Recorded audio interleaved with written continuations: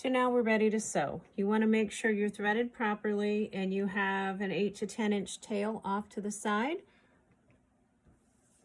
And now I'm going to put my piece under the presser foot. You want to start a little bit above where the actual t-shirt is. Lower your presser foot gently, and I like to lower my needle in before I make that first stitch.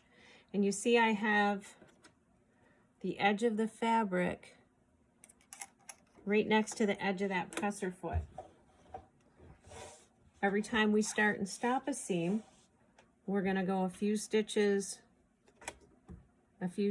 forward, a few stitches backwards, and then we can go ahead and sew. If you've pinned it this way, when you get to the pin, go ahead and stop, pull it out. You just want to go slow enough that you make sure you're keeping that presser foot even with the edge of the fabric, or vice versa, keeping the fabric even with the edge of the presser foot.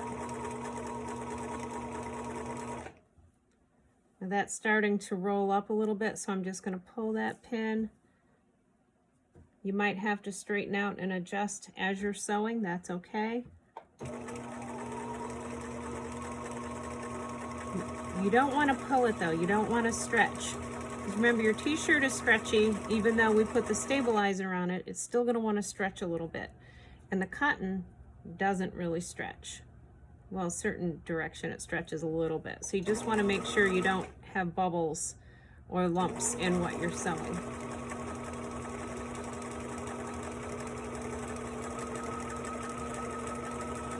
And you want to go a little bit beyond the end of the t-shirt, back stitch.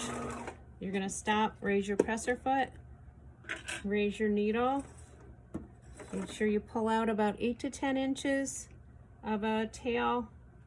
Go ahead and trim it. Now we're going to go ahead and do the other side.